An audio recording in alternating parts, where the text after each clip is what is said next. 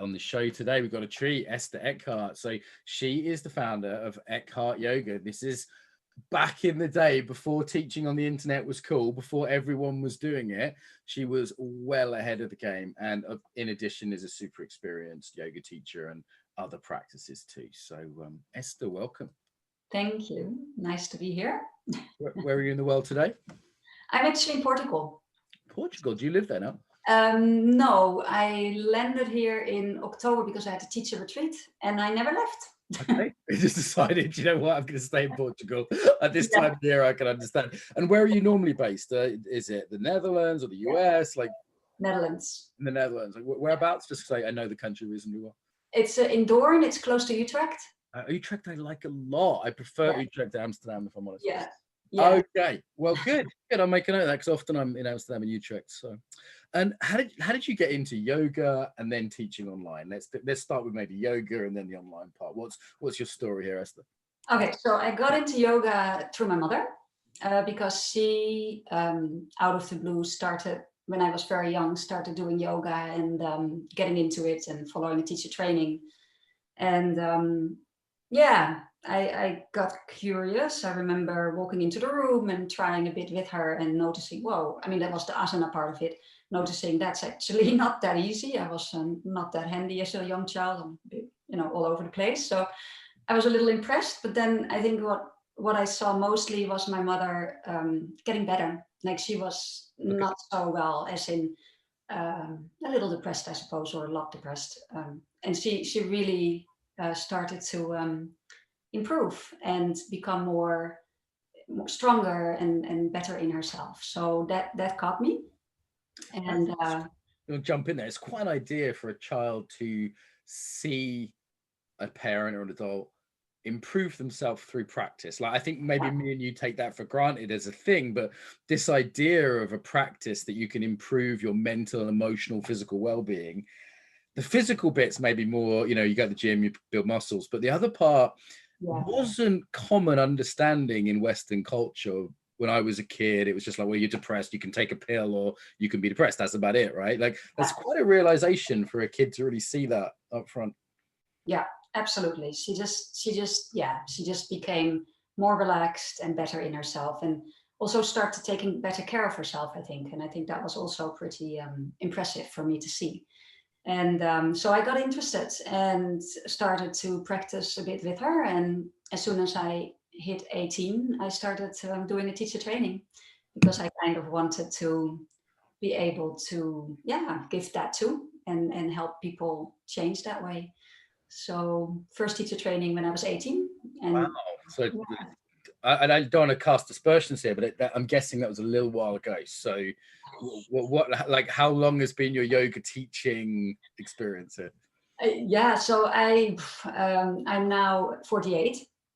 And I think I started teaching, like I did my teacher training. I was obviously still quite young. So I did a lot of traveling to South America, India, Philippines, things like that. Just traveled around. And when I traveled, after I did my teacher training, I started teaching other travelers and people that lived there, the blow-ins or the blowouts, however you want to call it. and so, so I got into it in a sort of quite a natural way, relaxed way, because I still felt a little at 18, 19, a bit like, scared teaching. So that was good for me. And then somewhere in my later 20s, I started taking it serious. And that's also when I moved to Ireland. I lived in Ireland for 11 years. Wow. Yeah. So when I lived in Ireland, my husband built a beautiful little hobbit home. And that became my studio. So it's like an oval shape mud house with a grass roof, and it was beautiful. And it took 11 people, and that's where I really started. So then I took the classes there, and it got really, really busy. And from there, I took it online because it got so busy.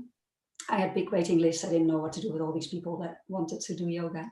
So I thought, well, I'll put it on YouTube. Someone said, maybe try YouTube. For those. Sorry, let's date this. When was this? Because I know you're a super early adopter in this space. So what? Yeah, so this was around dates and numbers are really bad with me, but this was about 2008 when I took it online. Mm-hmm, mm-hmm. Yeah, 2007, 2008, I took it online on YouTube. And before that, of course, there were a couple of years of teaching in the studio that was just there.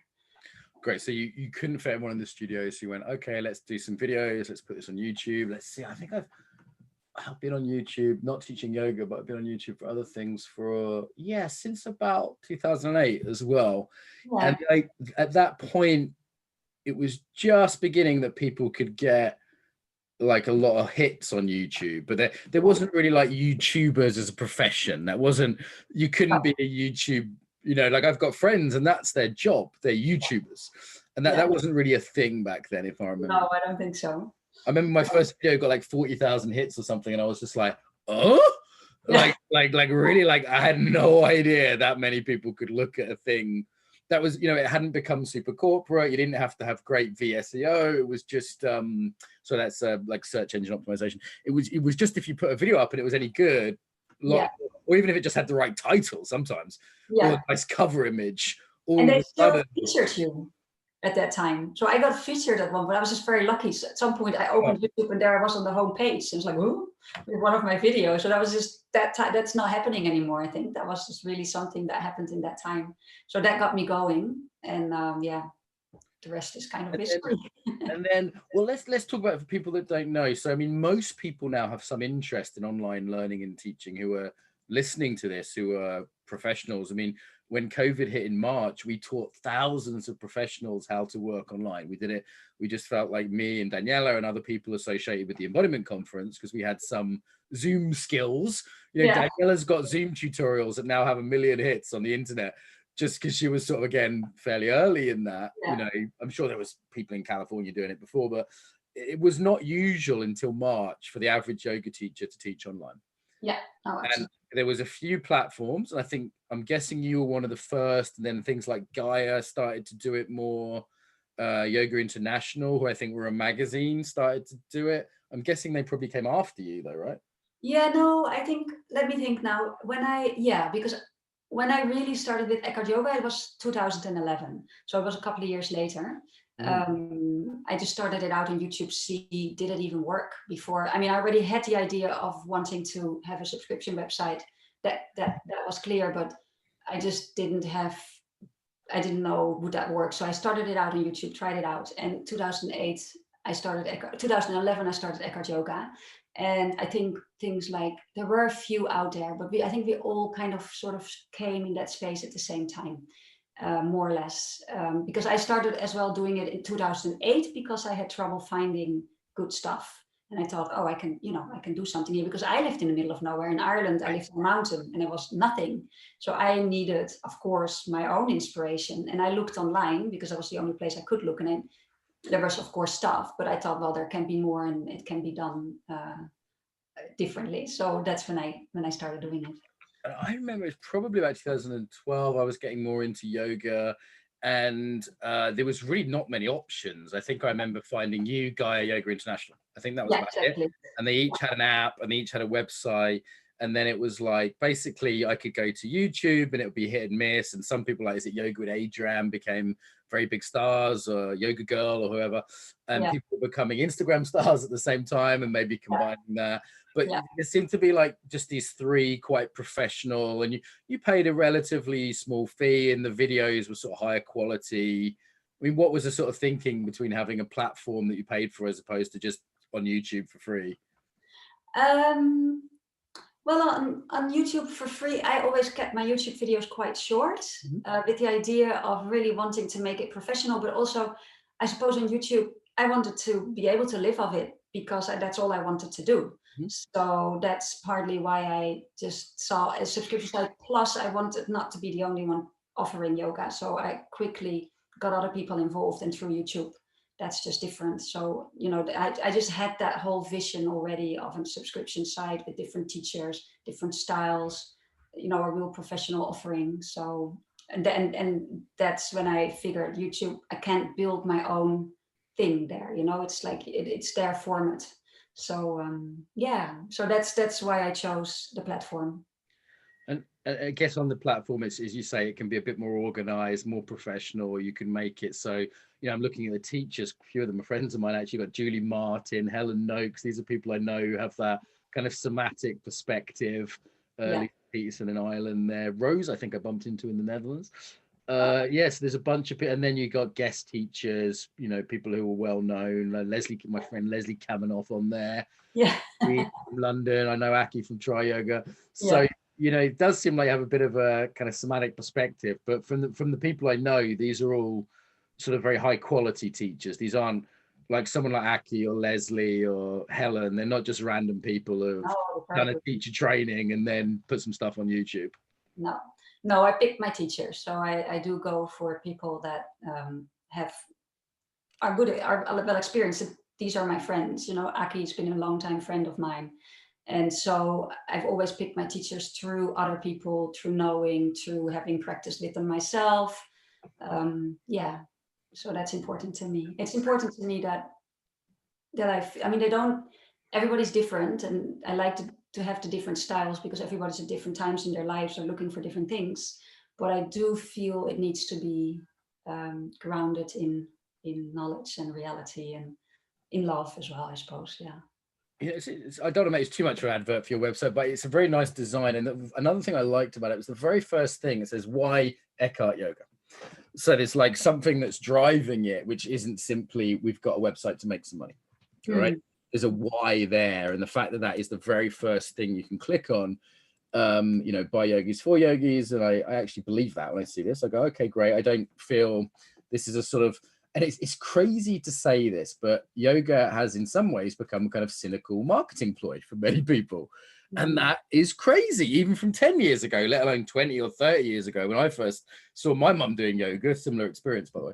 And, the idea that yoga that we'd have to say, this isn't cynical marketing, this is for yogis. And like that has become an actual, almost like a differentiator. Do you want to say anything about that? Because I actually find that almost quite amusing that is a differentiator. Yeah, it is. Like, I think because yoga has become so big, there's lots of investors starting to invest in this business, trying literally to make money, and that's just what happens. And all I can say is that we really started from wanting to share it and believing in the practice, and honestly thinking as many people as possible need to become aware of these practices to feel better, and that stays. Like, of course we are also a business, and I've got especially these times, I've got someone that runs the business for me on the business level, because I got a little tired of trying to do and juggle both. But we really protect, and the people that work in the office, they're all yogis, and we all protect the integrity of the business, and it's important to us. And if I have to let that go, I'm out. The fun will be gone. It has to be real. How is it running a business of all yogis? Because I kind of have a love-hate relationship with yoga culture. On the one hand, I do yoga. I like yoga very much. I've definitely got a lot from yoga. I do yoga classes most weeks. I do a few classes and my own little mini practice. But also it's driven me fucking nuts over the years. I'm gonna be honest. Like how is it running a business where everyone's a yogi? Well, they are also doing yoga. I think that might be another way of saying it. Okay. Yeah, so I've got people with who are very business-like at the same time. So it's not just like, I know what you mean, and that's not how it is. These are people with actual skills. Okay, business people who do yoga, not flaky people trying to run a business. No. Okay, I got it. I hear the difference. And I mean, do you regard business as a yoga itself? I mean, I've come to regard marketing and business as its own practice. For example, non-attachment, classic yogic thing. Every time I do a launch, I'm practicing non-attachment. I'm going, okay, I'd really quite like to make some money, but if I don't, it's not the end of the world. I'm not going to starve. And greed comes in, like if we like, because it does come in as soon as you have money. Or you know, I've started to get like, I got recognized today. I started to get a bit famous lately, and it's like ego comes in. It's like, okay, that becomes my practice, you know. So yeah, do you regard anything in running this business as a practice itself? Yes, we also have values that we all live by, like honesty and you know, we're saying if there's something up with us or between the team members or anything like that, bringing it up, honesty to the customer, you know, and I think a lot of this goes back to my quite first experience when I started teaching, and I was terrified, and it really didn't come easy for me at the beginning. It was not that I was a natural stepping into the teacher role and it was just all perfect. I sweated and shaked and thought, oh my God, I can't do this and all that. So, till I had at some point that realization of all I can do is just give the best I can with the best intentions. And then whatever happens after that is actually not my business. Oh, my business is to put it out there in the right way. And I think that's how we practice this business as well. We think about it, we learn, and we make huge mistakes too. And then we put it out there, and then we see, just like you that's a little bit of non-attachment, I suppose.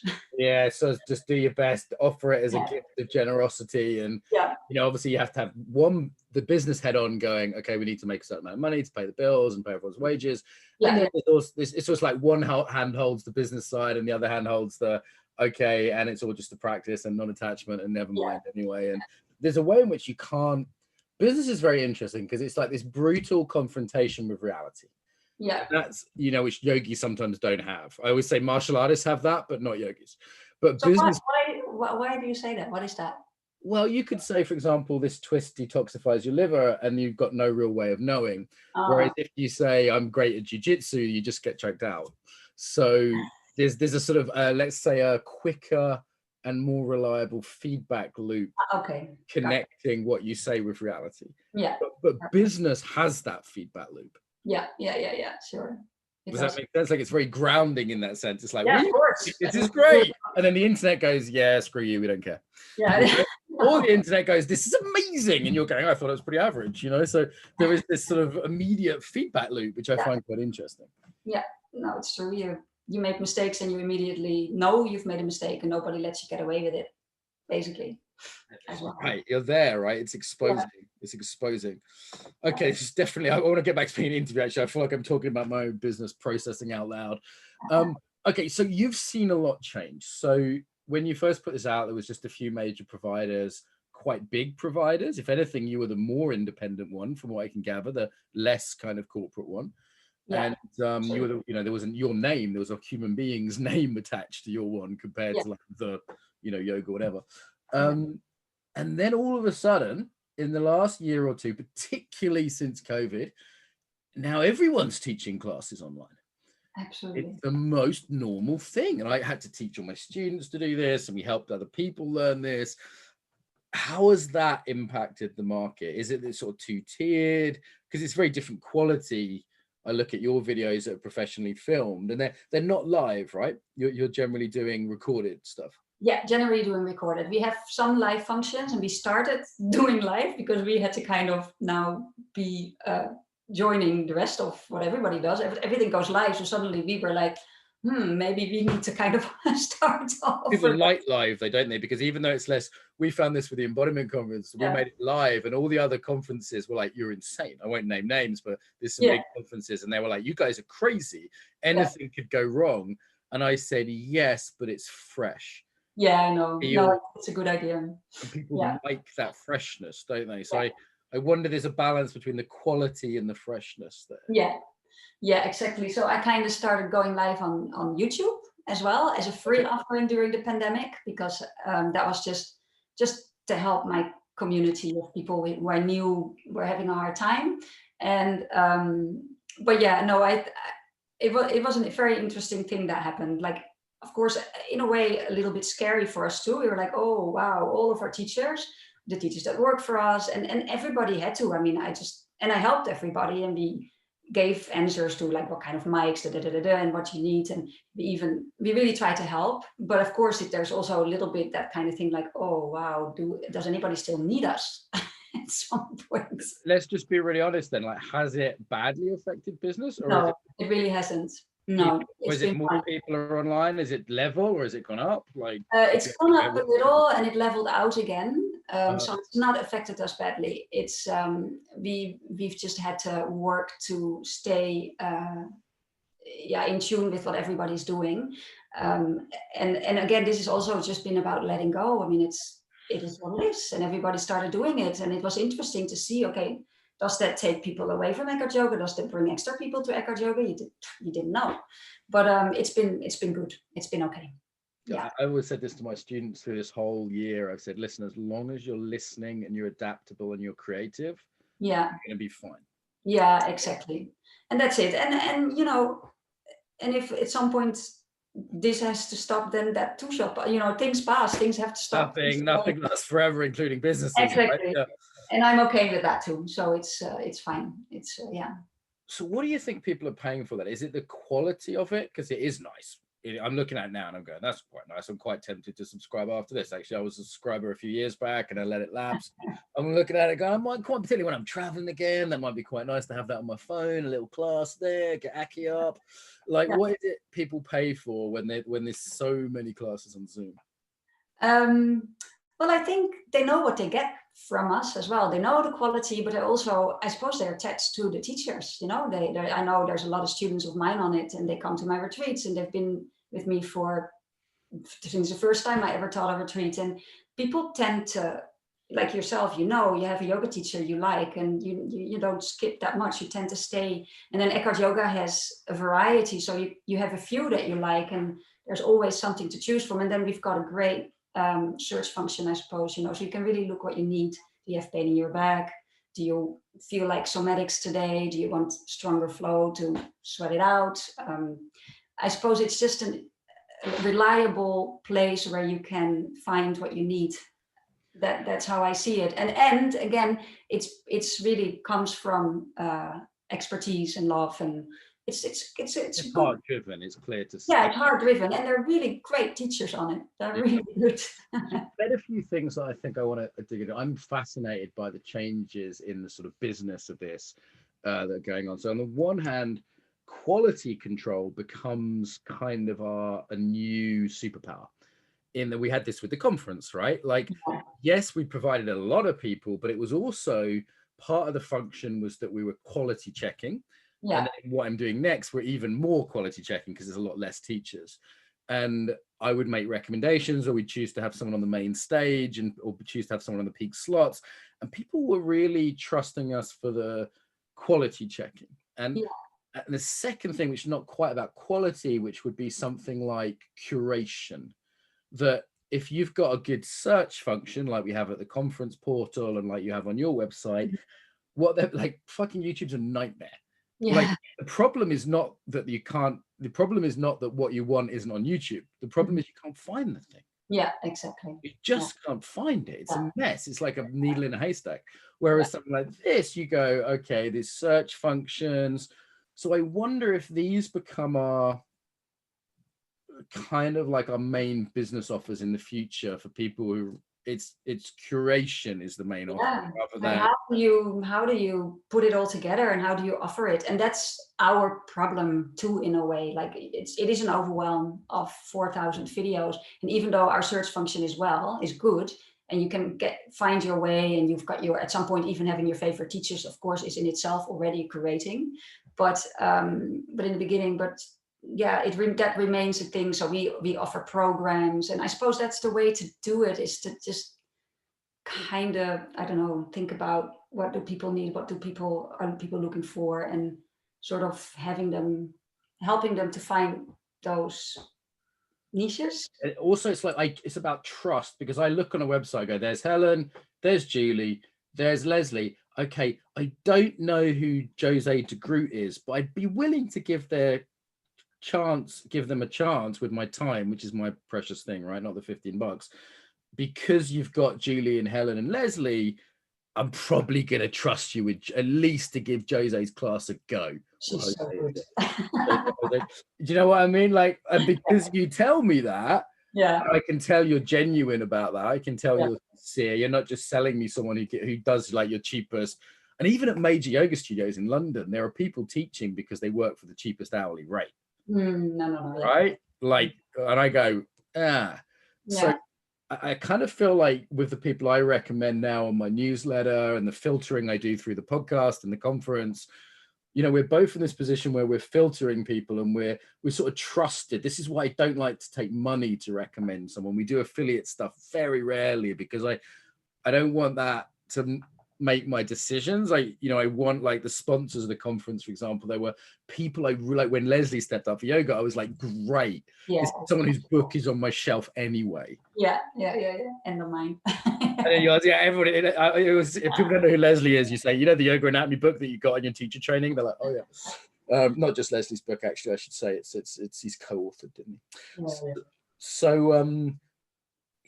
So trust, referrals, quality. This is kind of our business now, right? Yeah, I think so. And yeah, listening what you're saying as well. Like, where is the world at the moment? What does the world need? Like, what do people need? What are they looking for? What's going on? And adapting to that, I think, is a main, very important thing. What are the trends then? Esther, like, ears to the ground. What are the trends in yoga land? Are people doing stress, relaxation? Like what's, you know, the somatic thing obviously has grown, and you're in tune with that from the look of your teachers. Like, what's hot in yoga land? Let's hear it from the coalface here. Well, I think I can tell you what in my yoga land is hot, because it's of course also as well like what you're interested in. That's what you find and see on the internet. So I suppose if you ask someone else, they might give you a whole different story. But I can see how what I see is personally in my world is that people move sometimes away from the alignment-based yoga and start looking more in movement practices. To get inspired. Free movement culture kind of stuff. Yeah. And I like that a lot personally. Thankfully, there's this whole thing moving towards functional yoga. Which, we step away from the aesthetics, which I think is long overdue, and hopefully will bring us much less injuries over time. Right. So say that difference again. So not what it looks like. Yeah. But actually, when you say functional, like what is it good for? Why are you doing what you're doing? For what reason? Make it functional, you know? It amazes me that question isn't asked. Like, someone's doing Warrior 2. Why are you doing that? It's a shape. Great. Is it that it feels a certain way? Is it that it builds a certain muscle? And actually, it's sort of a bit unconscious for a lot of yogis, right? It's just their sequence somehow. Yeah. Absolutely. No, you're right. And I think that's maybe, and that is sometimes like what my personal love is in the yoga world, or what I try and teach people, is awareness of indeed just also like, okay, so why are you doing it? But what does it feel like? And is this actually good for you? And do you really want to do it? And do you really want to listen to put this muscle there and turn that knee that way and turn there a little bit more, even if it doesn't feel right? Because that's what we're doing. We're subconsciously just people telling us what to do, and we do it. Like, why? I mean, that is a practice of sort of conformity and body domination at that point, isn't it? Which doesn't feel like I always say there's two things you're practicing in yoga. There's the shape or the move, but there's also how you're practicing it in the context, right? So how you want to practice conformity? Do you want to practice brutalizing yourself? Do you want to practice looking good even though it feels bad? I mean, none of these are things I want to practice. And what about so teaching people to inquire and to check in with themselves, like, how is this? I mean, I can tell them something, but is that actually true for them? And that I think is really important, and just again making it an embodied practice, teaching people to feel rather than to think about it. And it does seem to be coming in as a trend, and it's sort of coming in two angles. One is the sort of rise of free movement rather than shapes, then three angles: the rise of somatics and that being incorporated. More people like Aki who have done Bonnie Bainbridge Cohen's work or my work or whatever it is, and then Lisa's work, and then we've got the third one is this like challenge to the authority model that we inherited, this sort of guru model of authority from the East, and that was Iyengar and whoever, and then it's hit some real problems to understate it, ethically, sexual stuff, whatever, injuries, abuse, let's just name it actually. Yeah. And I think the sort of the Western world has gone, yeah, nah. to use the Australian, yeah, nah. You know, they've sort of gone, I don't think so. And that seemed that challenge is now, yoga's desperately, I think, not desperately, but yoga's struggling valiantly, let me be generous, struggling valiantly to integrate that pretty shocking and disturbing realization that authority can come with some real abuse. Yeah, absolutely. In anything, but yoga has been pretty bad with that. Absolutely. But And it is getting better, though. I feel hopeful. I do see yeah, yogis on different levels, from the practice to the structures of accountability and ethics. It does yeah. seem like there's a real, I want to kind of give yoga some credit, because I'm sometimes getting a Yeah, bit critical well, of yoga. and the internet is wonderful for that, isn't it? Because it's so easy to hear a different voice. If you're used to the being dominated and telling what to do, and you need to do what I tell you to do, and suddenly you turn on another YouTube video where someone says, "Hey, how does this feel? And how would it be if you turn your toes a little that way, or you place your hand rather than, I don't know, having your middle finger pointing forward, turn it out. And does that feel better to your shoulders? And how does it feel emotionally to you?" And they're like, "Oh, I can think for myself, and I can." Yeah. It's harder to be a fundamentalist now. Yeah. It's one reason sort of North Korea and China hate the internet so much and use so much to block it, because once people start hearing other ideas, that cat's out the bag. Yeah. You can still be a fundamentalist now in any religion or yoga or anything, but you kind of have to work pretty hard, because there's so many other, we live in a multicultural, I don't just mean multi-yoga culture as well as beyond that, you know, like same in martial arts. You know, when I grew up in martial arts, VHS was around, but the internet wasn't. So occasionally you got a VHS of another Aikido style, but very rarely. And now, you know, you can do it, your teacher teaches you a technique in martial arts, you can go to YouTube and look at 10 different variations of 10 different styles. It's harder to keep that sort of puritanical. Exactly. And I think you also have to remember that a lot of that sort of straight, how do you call that? Like, this is the way it should be, and this is how it needs to be, and I want to be told what to do, and I just want to follow what I'm told, has a lot to do with fear. I mean, there's a lot of fear behind that, because that it's easy, you know, you just follow something. That's much easier than going inward and trying to feel what's going on. So I suppose that's another way of looking at it. Like, we're opening up. And I think that is also maybe that has been my sort of how do you call it, difficulty with the yoga world sometimes, and with yogis and the yogi culture, is, okay, let's just pretend everybody's happy and everybody's doing great, and that we're all shiny people, and we have no pain. Spiritual bypassing, right? That's what it's often called. Yeah. There's no political pain, there's no emotional pain, and we're all on a cloud.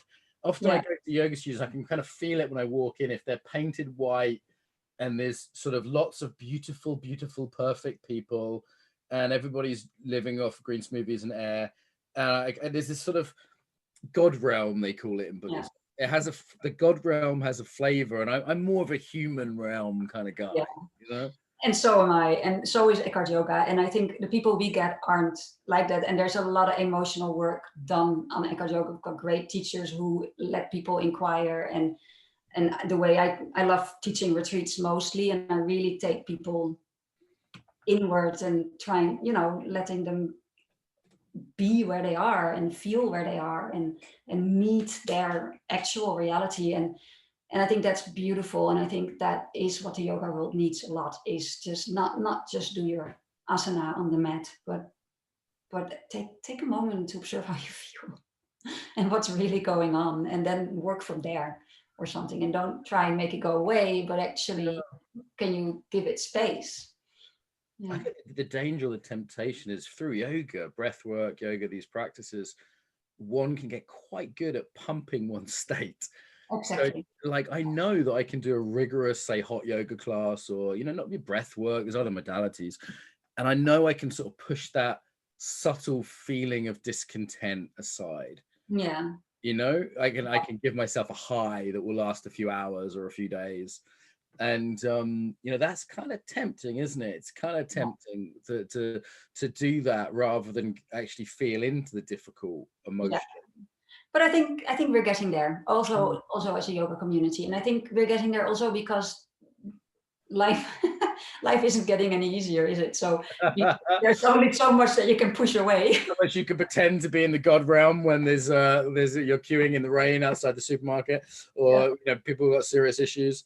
Yeah. Okay. Do you think there's any negative trends with this sort of new online kind of, as you say, it's still relationship based, right? Like I go to the online classes of Pete Blackerby and Jim Tarrant, who are the two teachers who live in Brighton, who I go to, in normal times, right? Occasionally I've tried a few others and I've branched out, and I got, Max Strom's online thing, and I've got a couple of other online ones, but mostly I've just gone to the teachers that I had a relationship with. I've gone to their Zoom classes, and people build relationships with teachers on YouTube. It's still relationship based, right? Well, it is still that, I suppose it's all about that person that can help you regulate your nervous system, that can bring you in a really relaxed state. And not everybody can do that for you. And that is a relationship, but it's also a connection that you just feel, and you're going to have to find that person. And once you find that person, why the hell would you let go? The other thing that changes is scalability, though, right? Because instead of having 1,000 teachers with 10 students, now we can have 10 teachers with 1,000 students. So the scalability is that changed things, right? If people are either very good or very specialized, like if you live in a town, like specialization is quite difficult in a town, unless like Brighton where I live, it has 2,000 yoga teachers. Most towns, like my sister lives in Peterborough, right? Maybe it's a small city in the east of England. Maybe there's 50 yoga teachers. You can't specialize that deeply, but now with the internet, you could become very specialist and have a real niche, couldn't you? Yeah, absolutely. I think that's beautiful. And I think you just have to trust it, don't you? You just really have to. I really do believe, I mean, maybe not in every situation, but if you can just find what you're good at and where your love lies, what makes you, how do you call it? Turns you up, makes you shine.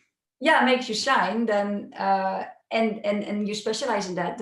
I really do believe that people will find you that have that can learn from you, because that's it, isn't it? I think you only learn from someone if you like that person, if there is a relationship, because I can be the most specialized person in, I don't know, whatever, and you can come to me for that, but we don't have a click, you're not going to learn it from me. There's no way that you're going to take it on. And you'll find that other person. So even when you specialize, even when you're super good and you know how to put yourself out there on the internet, you're still not going to get the whole world to follow you, because not everybody's going to. No one's going to click. No, and thankfully for that, because we've got so many people. So there's some. That's okay, right? Like I always say, I'm not everyone's cup of tea. People either say you're refreshing, or I'm never coming to your class again. Exactly. It's one of the two. Yeah. So it's good if it's okay. Yeah, because then we all have a chance, and we all have a chance to sort of find the people that we gel with, no matter how specialized or wonderful one person can be. Yeah, it's. And do you think sort of post-COVID, let's hope that happens sometime next year, perhaps it starts the kind of the lockdowns that are happening now start to ease. Do you think that a lot of people won't go back to studios? Or because I still kind of want to, I'm doing less yoga now because there was something about going to the place and the people, and I feel less motivated to do it in my own home, even though some of my teachers are doing classes. What do you think will happen? Kind of, what's your prediction? I think people will go back to studios. A lot of people go back to studios. Yeah. And I think they should, and I think that's important. And there's still, it's still special to go to a studio and be physically with people. I mean, I'm super grateful you can do some of it online, but I think I can teach a retreat online, and of course it has an effect, but come to me physically to Portugal and do a retreat with me here, but the effect will be much nicer in the end. I think it needs I don't think that'll go away, unless the world and COVID goes in a way which I hope not. There's no choice, but I think if the choice is there to go back to the studios, I don't think the studios need to worry personally. Yeah. And do you think there's a sort of progression for people in yoga? Whereas I see people often come quite young and they might do a more vigorous physical practice. Then at a certain point, it becomes a bit more somatic. And then often they start meditating a bit more seriously. I've noticed that. Yeah. You know, they might give up yoga, or they might just be more into the, you know, meditate as a supplement, start doing meditation retreats. Do you think, I mean, obviously everyone's journey is different, but there does seem to be some sort of classic journeys I'm noticing now. Yeah. Well, definitely for me, I think what you described is me going from strong practice and liking a bit more handstands and all that kind of thing to, oh, hang on a moment, I'm hitting 40 plus. Things start to change, my body starts to ache. What does my body need right now? To these days, my biggest love is my meditation and sitting still and turning in. So, and teaching it as well. So I've really changed that way, and my practice is way softer and much more functional. And I've completely let go of any form or whatever poses that I feel I need to be able to do, or and also because my body has taught me that I can't keep that up and doesn't want it anymore. So Right. Yeah. and that comes with age and I suppose experience and injury. But I also see right now a lot of young people also moving towards the more softer They're practice. getting there quicker, I'm noticing. That They're getting there they quicker. don't have to blow both their hips out at 40. They're No. learning it. They're doing 2 or 3 years of Ashtanga and then learning at 25. Yeah, I'm exactly. like, I'm impressed with the young people. Like they got the message before I did. Yeah. You know? That's it. So I think they're getting there quicker, and also the situation in life at this moment makes people reprioritize what they need and what they want. You know, they don't have that much time, space, and energy left anymore to do the wrong thing. You know, they need to get it right because they don't have. Yeah, they only have so much energy left. So they're gonna maybe hopefully get there a bit quicker. Like what does my system matters, what, you know, one. So also I'm wondering if they got a lot of the sort of, they've become skeptical of the sort of Instagram thing. They've become skeptical of, you know, getting likes for looking good. Like they sort of grew up with that in a way that I didn't. Like I kind of came to that, realized there was problems associated with it. Yeah. I came off social media a couple of weeks ago and I've never felt better. It's Oh, absolutely. Yeah, I hope so. I hope so. And I think I really hope that everybody's starting to, well, especially the likes and the way it looks and stuff. I mean, it's beautiful and you can see it as art as well, what's happening on Instagram and stuff, but it's not yoga. And I think and it's not that it can't, like, I don't want to say it's not yoga because it could be yoga for certain people. But what bothers me or could bother me about it is that someone who's looking to spiritually grow or let go of tightness and tension and find more peace in their lives might be put off by it and think, oh, that's yoga, so I cannot do yoga. Athletic, yeah. And it is, you know, I really think it's okay to say something isn't a thing. You know, a carrot is not a banana.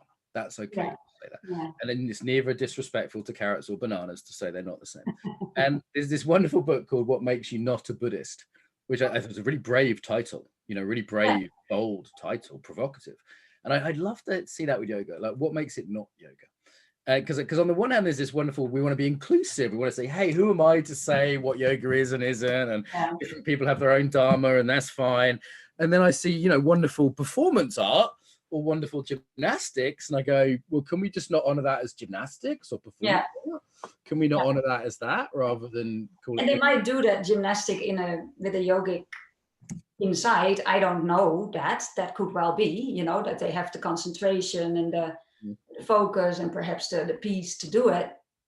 But I suppose it's important how what we say is yoga also to that people can find yoga and what it really is about. You know, it's so I think, what is not yoga to me is purely being in it for what the pose looks like, or being able to get to that pose. So, I can now do the king of the yoga poses, the headstand. So, and that is yoga. That's not, to me, that is not yoga.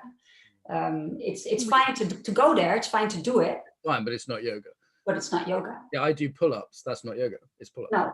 And like, is the orientation an external appearance or goal, or is it an internal process? Like for me, that's a very clear distinction. And we can't actually say that about anyone else's yoga, because we don't, as you say, if I see someone doing a handstand, their orientation could be internal. It's probably not, but it could be. It could be. It's sort of not really for me to say. That's what, and can we also not say, if I was to optimize an internal process, I probably wouldn't want a camera on me. No, exactly. No, but then these days you need the camera on you to show what you're doing, but I totally agree. When I do a yoga pose for a camera, in front of a camera, I'm posing. Right, so now we're posing, because the orientations become external primarily, and of course there's always some mix, right? When you're teaching, you might go backwards and forwards. I like to close my eyes and feel, then open them and look at the class, so it's and I really teach in front of a camera. I do my yoga, but when I pose for a photograph or do a sort of something to get it out there, a promotion thing or whatever, no, that's of course not yoga. Then I'm doing something else. And I think that goes for all the Instagram pics as well. It's like, you can sort of tell if someone's not meditating on those pictures, can't you? Particularly if their knees are up in the air and their hands are doing this. But it's the classic stock photo, meditating with the knees up in the air. But it's you can sort of see, can't you? Yeah. Okay, this has been a pleasure. Anything that you haven't touched upon that you'd like to touch upon before we wrap up? Any sort of subjects, specialist things you have strong opinions about, anything we should have said that?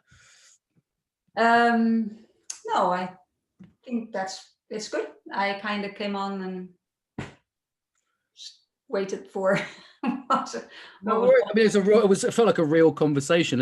Like, there's sort of two types of interviews. There's the ones where I'm interviewing, and there's the ones, actually three, the ones where people are giving a speech, which I don't like. And there's the ones that are more conversations. And sometimes viewers complain that I speak too much during those third ones, but I think it keeps it sort of real when it's a real conversation and not just sort of a one-way.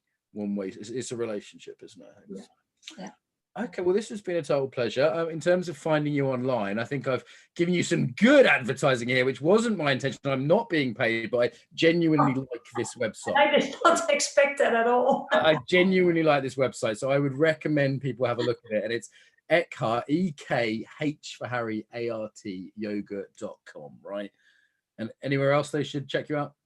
No, that's good. You can find me there. And of course, you can always Google my name and you get my Facebook or whatever, but it's good. Just check out Ekhart Yoga and hopefully you'll find some good stuff. No worries. Closing message about the body. Say that again? You have a closing message about the body. That's normally closing message about the body. Yes, I can do that.